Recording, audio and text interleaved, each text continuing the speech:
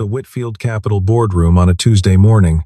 Marcus stood at the head of the long oak table, calling Eleanor a brand liability before 12 directors. She sat upright, one hand resting on the small whiteboard in her lap. Her eyes did not move. Daniel, in a flannel shirt with a cardboard box of donated books in his arms, opened the wrong door. He froze at the threshold. He set the box down. He looked at her. His right hand rose, slow, and began to shape a single word. Eleanor had not finished reading it. The tears were already there. 2 hours earlier, Daniel unlocked the front door of Mercer and Daughter at 6:40 in the morning. The bell above the door rang once, the way it had rung for the 7 years he had owned the shop. He flipped the breakers in the back room, and the long copper lamps came on row by row, throwing warm light over the spines of used paperbacks. He started the coffee. Lily was already at the counter in her wool sweater, drawing a long-tailed fox on the back of a receipt. Her school was closed for an in-service day. She had asked to come, and he had said yes the way he said yes to most things she asked. She did not look up when he set the cup of milk near her elbow, but she leaned her forehead against his sleeve for a half-second and then went back to the fox. On the corner of the counter, beside the register, a small framed photograph of Sarah. She was laughing at something off camera, hair tucked behind one ear. Daniel touched the wooden edge of the frame the way he had touched it every morning for the last 3 years. He did not say anything to it. He never did. The mail was thin. A reminder from the city about the snow ordinance, a flyer for a literacy gala from the Vermont Literacy Trust, addressed to him personally. He had agreed to deliver 50 children's picture books to the gala setup at Whitfield Tower at 9. He had said yes a month ago, and almost forgot. Lily lifted her head when she heard him pulling the boxes from the back. "Can I go?" she signed, then said it out loud. "Please, that building isn't the kind of place for you," Daniel said. He crouched to her level. "I'll be back before lunch. We'll get the cinnamon rolls from Penny Clues, the big ones." She nodded once, the small, even nod she had inherited from her mother, and went back to the fox. He loaded the boxes into the back of his truck and drove the 4 miles into the city. The lake was steel-colored under a low sky. On the radio, a financial segment ran a brief piece on Whitfield Capital and what the host called internal rumblings about leadership. Daniel reached over and turned the dial off. He drove the rest of the way in the quiet. He pulled into the loading dock at Whitfield Tower at 8:50. The receptionist at the lobby desk, half distracted by a phone call, pointed him toward the wrong elevator and told him the library was on 28. The elevator opened onto a hallway that smelled like new carpet and money. The library door at the end of the hall was locked. A small printed sign taped to the wood read "Closed for maintenance." A security guard turned the corner and gestured down the opposite corridor. "Conference suite," he said. "They moved the donations table this morning." Daniel walked the long hallway, the box pressing into his ribs, his mind already on the list of books that needed labels back at the shop. He tried the only door that was not locked. He did not know he had just opened the door to a board meeting in session. The room held its breath. Daniel finished shaping the word and let his hand fall. Marcus turned his head. "Who the hell are you?" he said. His voice was flat with the kind of practiced annoyance that came from a man used to being obeyed by the second sentence. Eleanor lifted one hand, palm out, and Marcus stopped talking. It was the first time in the meeting she had moved. She stood up. She left the whiteboard on her chair. She walked around the long table, her steps soft on the carpet, and stopped 3 paces from Daniel. She looked at his hand, then at his face, then at his hand again. Her own right hand came up, slow, almost trembling, and she shaped the same sign back to him.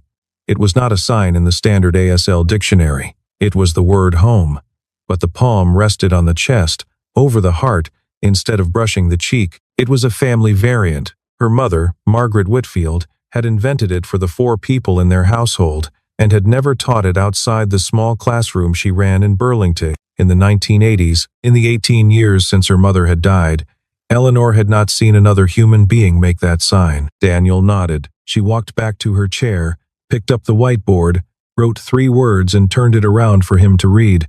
"Where did you learn that?" He shaped 2 words in return. "My wife." Marcus stepped forward, color rising in his face. "I want this man removed. Security." Eleanor lifted the same hand again, and Marcus, again, fell silent. At the back of the room, Margaret Chen had been standing with a folder of board minutes pressed to her chest. She had been Eleanor's mother's assistant before she had been Eleanor's. She had read a name in a Yale linguistics journal 10 years ago, and remembered it the way a librarian remembers an unusual surname on a card. She knew who Daniel Mercer was. She did not say anything. She watched Eleanor's hand tremble against the marker and made a small, private decision behind her ribs. The chairman of the board cleared his throat and suggested a recess. Eleanor nodded. She walked back to Daniel, took the cap off her marker, and wrote an address on the back of one of her business cards. Speeder and Earls, 4 o'clock. She placed the card in his palm and closed his fingers around it. She did not smile. Her hand was shaking. Daniel rode the elevator down with the empty box still under his arm. He sat in the truck in the loading dock for 10 minutes before he turned the key. He did not understand what had just happened. He only knew that his hands were cold and that he could still feel the shape of her fingers around his. 4 o'clock. The coffee shop on Pine Street had a long bar along the window, and the late afternoon light came in low and yellow through the glass. Daniel arrived first and took the corner booth. He ordered a black tea for himself and a chamomile for her, which felt like an assumption, but he made it anyway. She arrived at the hour, in a gray wool coat, alone, no assistant, no driver waiting at the curb. He had read enough about her in the past 2 hours to know that this was not how she moved through the world. She slid into the booth, pulled out a slim iPad and typed. She turned the screen toward him. My mother died in 2007. She never taught that sign outside the classroom she ran, not to a single student. He nodded. He spoke quietly, because the shop was small. He told her about Sarah. He told her how they had met in Boston, in a graduate seminar room where Sarah had been the only deaf student, and the only one taking better notes than the rest of them combined. He told her that Sarah had learned ASL as a child from a Vermont teacher named Margaret, a woman with white hair, who had given her students a small private vocabulary of family signs so that they could speak to each other in a way that was theirs. Sarah had kept those signs her entire life. She had taught them to him in the first month they were together. Eleanor listened with her hands still on the iPad and her eyes on his mouth. When he stopped, she did not type for almost a minute. Then she wrote, "What did your wife call it? The sign, the one you used." Daniel looked down at his tea. "She called it the place where you did not have to explain yourself." Eleanor's head lowered. He did not look at her cry. He pushed the second cup gently across the table and turned his face toward the window so she would have the small privacy of it. When she could write again, she typed, "I am having trouble at my company. I do not want you anywhere near it." He read the words twice. "I don't know anything about finance," he said. "I deliver books." They sat without speaking for the rest of the 20 minutes. The light moved across the bar. A bus hissed at the stop outside. When she stood to leave, she left a folded square of paper next to his cup. He waited until the door had closed behind her before he opened it. "Thank you for coming." That night, Marcus called her. His voice on the message had the sweet, careful pitch he used when he was setting a trap. "Who was the man this morning?" "Little sister." She did not write back. Daniel drove home in the dark. Lily was at the kitchen table with a book open to a picture of a wolf. She looked up when he came in. "Who did you meet?" "Someone who used to know your mom," he said. Lily considered this for the length of one slow blink, and then turned back to the wolf. She did not ask anything else. The next 2 weeks moved the way a slow current moves under ice. From the outside, the surface looked the same.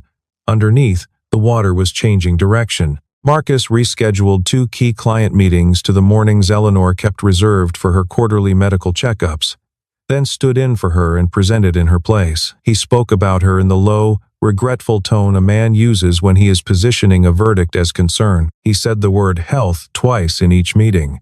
He said the phrase communication challenges once. 3 members of the Whitfield board received private calls from him about a smooth transition plan that, he assured them, would protect long-term shareholder value. He used those exact words to all 3, because they were the words that worked. Eleanor felt it the way a tree feels the wind in a direction it has not felt before. She began coming to Mercer and Daughter on Saturdays. The first time she came with a list, a children's library order for one of her mother's foundation grantees. The second time she came with a shorter list. By the 4th Saturday she did not pretend to have a reason. Lily met her on the 3rd visit. The bell rang and Eleanor stood inside the door, and Lily, who had been told a woman who used to know Mom might come by, walked up to her and signed her name. Eleanor knelt down to the child's height, which most adults forgot to do, and signed Lily's name back, slow and round, the way Sarah used to make her shapes. Lily took her hand and pulled her toward the Norse mythology shelf in the children's corner. Eleanor went. Daniel watched from behind the counter and did not interrupt. He arranged the new arrivals into a stack he did not need to arrange. In the marble lobby of Whitfield Tower, Margaret Chen began quietly making copies. 3 divestiture contracts had crossed her desk that month bearing Eleanor's signature. Eleanor had told her in writing that she had never seen any of them. Margaret printed duplicates of each one and stored them in a folder marked Q1 review minutes that no one would think to open. One evening, Eleanor stayed at the bookshop until 9. Lily was asleep on the long bench in the children's corner, her cheek pressed to the cover of a picture book about a small girl and a large bear. Daniel laid his own jacket over her shoulders. Eleanor watched. Then she wrote on the back of a receipt and slid it across the counter to him. I had forgotten what this felt like. He did not ask her what this was. He thought he knew. That same week, in an office on the 7th floor of Whitfield Tower, Marcus hired a private investigator and gave him a single instruction. Find out where she goes that I don't know about. The first photograph came back 5 days later. Eleanor on the sidewalk outside a small used bookstore in Burlington, the door half open behind her, her face turned slightly upward towards someone inside. She was smiling. It was a smile no one in the company had ever seen. Marcus held the photograph under his desk lamp for a long time. Then he opened the bottom drawer of his desk and took out a single sheet of letterhead, November. The first real snow came in over the lake on a Friday and was still falling on Saturday evening when Eleanor accepted the invitation to dinner. Daniel's house was a small wood-shingled place on a quiet road outside Burlington, a porch light on, the windows yellow. The kitchen smelled of butter and pumpkin soup. Lily met her at the door with a serious expression and an apron tied at her waist that was 3 sizes too long. She informed Eleanor that she was the official greeter and that the soup was almost done. Then, she dragged Eleanor by the wrist into the kitchen and taught her, with the formal patience of an 8-year-old, the sign for pumpkin. Eleanor learned it on the 2nd try. In exchange, she taught Lily a sign she had carried since girlhood, braver than yesterday. 2 hands, palms in, lifting together. Lily practiced it 4 times, and then forgot to stop practicing it for the rest of the evening. Daniel stood at the stove with the wooden spoon in his hand, and did not turn around. He could hear Eleanor's laughter the way you hear a sound that does not make a sound. He heard it through the change in his daughter's breathing. After supper, Lily climbed onto the rug with the family photo album, the one Daniel had not opened in 2 years, and laid it across Eleanor's lap. She turned to a page in the middle, Sarah, 26 years old, on the lawn at Yale, mid-sign with a white-haired older woman in a long blue cardigan. They were both laughing. Your mother? Daniel asked. He did not say it out loud. He shaped the words with his hand. Eleanor nodded once. Her finger rested on the older woman's image for a long minute. She picked up a paper napkin from the table and wrote on it with the pen Daniel offered her. My mother used to say, if you can teach a child to sign home, you have taught them how to come back. He read it twice. He did not answer. He put his hand flat on the table near hers. He did not touch her. He left a half-inch of pine between them. She drove herself home through the snow. She did not turn on the radio. On the Battery Street Bridge, she pulled over to the shoulder, put the car in park, and cried without sound for 6 minutes. Then she dried her face with the back of her glove and drove the rest of the way. The next morning at 7, Marcus posted a memo to all senior officers of Whitfield Capital regarding the proposal to convene a formal review of executive capacity for the protection of shareholder interests. The board meeting was scheduled for 2 weeks out. Margaret Chen read the memo twice in her office with the door closed. She put the printout in the folder marked Q1 review minutes. She picked up the phone and dialed Mercer and daughter. Margaret came to the bookshop at closing. She wore a long camel coat and carried a banker's box with both arms. She did not greet him with small talk. She set the box on the counter and lifted the lid. Inside, in order, the 3 divestiture contracts in their originals, with notarized signature analysis attached. 18 months of internal banking access logs printed in 8-point font. 3 audio recordings on a labeled flash drive of Marcus on calls with 3 named board members, each one offering a specific share package in exchange for a yes vote. and a single sealed manila envelope, which she opened last. From it, she drew a fabricated neurological assessment of Eleanor, complete with the forged letterhead of a Hanover practice and a forged signature of a real doctor. Daniel looked at the box for a long time. He did not speak. Then Margaret said, "There is one more thing you should know." He looked up. "My maiden name was Chen on my father's side. On my mother's side, it was Holloway. Sarah's mother and my mother were sisters. Sarah was my cousin.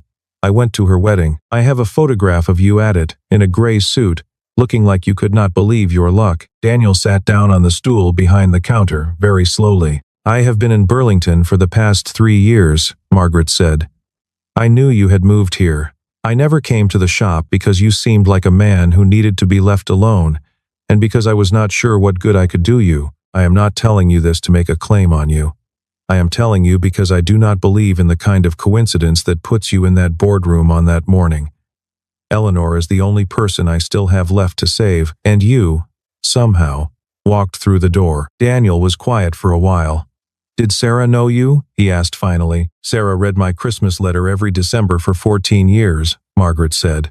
"You never asked her who it was from." He put one hand flat on the lid of the box. He opened the notarized signature analysis. He was not a finance man. He was a linguist. He read the structure of a handwritten letter the way he read a sentence with a wrong tense. The signature on the third contract had a falling tail at the end that Eleanor's hand did not make. The pressure of the pen had been applied by someone trying too hard. He picked up the phone and called her. She came within the half hour. She sat down across from the box and read every page in it. She did not cry. When she finished, she wrote on the whiteboard, slow and steady, "I cannot stand in front of them alone. They will say I am incoherent." Daniel slid the whiteboard back to her. "You don't have to stand alone," he said. "I will go with you. Lily will go with you." Eleanor put her hand on top of his on the counter. She left it there for 2 seconds. Then she picked up the marker again. 2 weeks. Daniel pulled the white button-down shirt out of the back of his closet for the first time in 7 years. It still fit. He ironed it himself on the kitchen table. Lily brought him a mug of hot chocolate without being asked and set it next to the iron and did not say a word about why he was ironing. In the evenings, he sat in the armchair by the front window with a paperback copy of Robert's Rules of Order open on his knee. He had not opened the book since his last departmental meeting at Yale. The margins were full of his own handwriting from another life. Margaret connected them with a former general counsel of Whitfield, a woman named Helen Park, who had left the company 2 years before over a disagreement with Marcus that no one had ever named out loud. Helen read the file in one evening and called Margaret back at midnight. She said she would do it pro bono. She said she had been waiting for this call without knowing she was waiting. In the back room of the bookshop, after closing, Eleanor and Daniel practiced. She would sign. He would translate aloud in clean declarative English. They agreed they would not use an outside interpreter at the meeting. An outside interpreter could be challenged by Marcus on grounds of bias or competence. A husband of a deaf woman, a former Yale faculty member with 2 peer-reviewed books on sign language acquisition, could not be challenged on the same grounds without making the challenger look smaller than he already was. Marcus learned about the regular bookshop visits on the 11th day. He sent a man in a charcoal suit to Mercer and Daughter at 3 in the afternoon. The man set a slim leather portfolio on the counter and offered Daniel $250,000 to close the shop, leave the state for the rest of the year, and stop returning Eleanor's messages. Daniel walked around the counter, walked the man to the door, and locked it behind him without speaking. That same night, a brick came through the front window of the bookshop at 1 in the morning. Lily was asleep on the second floor in the apartment above the shop. She was not hurt. Daniel held her on the stairs in the dark for a long time and did not speak. The police came and filed the report and asked if he wanted to add a statement. He said only one thing: increase the patrols on this block for the next 14 nights. Eleanor found out the next morning. She came to the shop with her hands shaking and wrote on the whiteboard, "You should step back. This is not your fight." He picked up the marker and wrote underneath her words. It was the first time in their entire knowing of each other that he wrote instead of signing. "I am not fighting your fight," he wrote. "I am fighting for the woman who taught my wife to sign home. That is my fight." She read it. She set the whiteboard down on the counter. She put her hand over his. She left it there for longer than 2 seconds this time, long enough for both of them to know what the count meant. The night before the meeting, Lily came into the living room in her pajamas and stood in front of the armchair where he was rereading the file for the 5th time. "Will you win, Dad?" He set the file down on his lap. "I am going to tell the truth," he said. "That's the only part I get to control." She nodded the small, even nod and went back upstairs. The morning of the board meeting. Snow against the windows on the 28th floor of Whitfield Tower. 12 board members in their seats, 2 corporate lawyers at the side table. At the far end of the room, in a plain navy suit, an observer from the regional office of the Securities and Exchange Commission, present at Margaret's written request. Marcus opened with the executive capacity report. He clicked through a deck of slides. He used the phrase communication impairment twice in the second slide. He brought up the fabricated medical assessment and put it on the projector. The door at the back opened. Daniel walked in. He was holding Lily's hand. He carried the banker's box. He walked the length of the long carpet, set the box in front of the chairman of the board, and introduced himself in the same level voice he used to read picture books at Story Hour. Daniel Mercer, Ph.D., Linguistics, Yale, 2012 through 2017. Specialization, Sign Language Acquisition. Currently residing in Burlington. The room was silent. The oldest member of the board, a man named Hollis who had served 3 decades, took off his reading glasses. "I have read your second book," he said. "I have it in my study." Eleanor stood up. She had not stood at the start of the meeting. She turned her body toward the board and began to sign. Daniel translated in real time, evenly, without color, without any voice but the steadiest he had. He named the dates she had not signed each of the 3 divestiture contracts. He named the dates she had not been at the client meetings Marcus had claimed she chaired. As she named each item, he placed the corresponding piece of evidence on the projector. Marcus stood up halfway through. "This man is a stranger. He is being manipulated by a sick woman to settle a personal score against me." Margaret Chen stood up at the back of the room. She walked to the audio console at the side of the table and pressed play. Marcus's own voice filled the boardroom, the careful, sweet pitch of him offering shares to a named board member, the same pitch describing his sister as a problem we can solve. The recordings ran for 4 minutes. No one in the room moved. The chairman asked Marcus, in a voice that had gone very cold, to sit down. He motioned for an emergency vote. Suspension of the chief operating officer pending independent investigation. Resolution of immediate effect. 9 in favor. 2 opposed. 1 abstention. Security entered from the side door. Marcus was escorted off the floor. He did not look at his sister as he left. Eleanor sat down. She did not look at anyone. She put both hands flat on the table. Lily, whom no one had instructed, walked around the long table. She climbed into the chair beside Eleanor and set both of her small hands on top of Eleanor's. She signed, slow. The sign Eleanor had taught her in the kitchen with the pumpkin soup. "Braver than yesterday." Eleanor closed her eyes. Daniel stood at the back of the room. He did not walk forward. The independent investigation finished its preliminary findings in 19 days. Marcus was charged in federal court with wire fraud, forgery, and conspiracy to commit securities fraud. He posted bond on a Thursday morning. The trial date was set for late spring. His attorney issued a brief statement about looking forward to clearing his client's name. No one in Burlington took the statement seriously. Whitfield Capital steadied within a week. The 3 board members named on the recordings resigned by Friday. The 2 corporate lawyers who had sat at the side table during the meeting wrote a joint memorandum to the board recommending the formal expansion of executive support resources for the chief executive officer's communication needs, which everyone in the room understood to be an apology, in writing, for the 18 years they had not asked. A new director was nominated, a woman named Janine Boucher, who had been one of Margaret Whitfield's students in the original Burlington classroom in 1985. She accepted the nomination by note. The note was signed in the same family variant of home that her teacher had once given her in chalk on a blackboard. Eleanor released a single written statement to the press through the company's communications office. She would remain chief executive officer. She was establishing a new role within the firm, chair of the Whitfield Literacy Foundation, to fund educational programming for deaf and nonverbal children across New England. Daniel's name was not in the statement. She had not asked him for permission to leave it out. He had not asked her to put it in.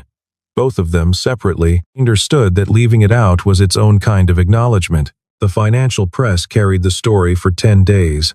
2 national outlets came up to Burlington and parked vans on Pine Street. Daniel did not answer the door. Mercer and daughter had 3 weeks of unusual traffic. Strangers came in to buy one book. Most of them left a folded note under the dollar bills on the counter. Daniel collected the notes in a small wooden box under the register and did not read most of them.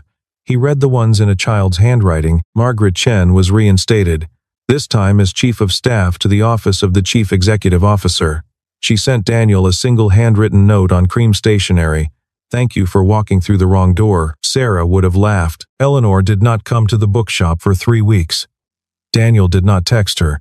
He understood the size of what she was carrying. He understood that a woman who had spent 18 years holding a company together with one hand and a whiteboard with the other needed time to set both of them down. Lily asked every night at supper. He answered the same way each time. "She is fixing a very large house. It takes time." On the 4th Saturday afternoon, the bell over the door rang. Eleanor stood on the threshold with a worn cloth-bound book held to her chest. It was the first American edition of a collection of Norse folktales that Lily, 6 weeks earlier, had said in a whisper to her father was the one she wanted most in the world.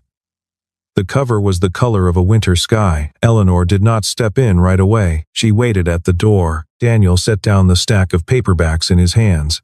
Lily came running from the back room when she heard the bell. The two of them moved toward the door at the same speed, without speaking.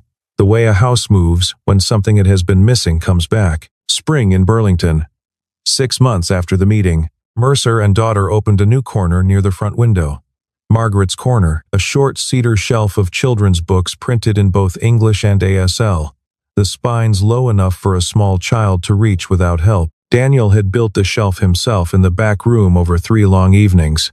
Eleanor funded the corner through the foundation. Her name was nowhere on it. Her mother's name was on the single small wooden plaque at the top, carved by a craftsman in Stowe who had not asked any questions. Eleanor came to the shop every weekend. She read to Lily and to 4 deaf children from the local community on Saturday mornings, signing the stories from a low rocking chair Daniel had carried up from the basement. The first time she signed a chapter, the youngest of the 4 children, a boy of 6, watched her hands the way a thirsty person watches water. Lily sat at her feet and interpreted the difficult passages when the older woman asked her to with a glance. The mothers waited in the next aisle with paperbacks they did not always read. Some of them cried quietly into the spines. Daniel made the coffee. He learned the children's names.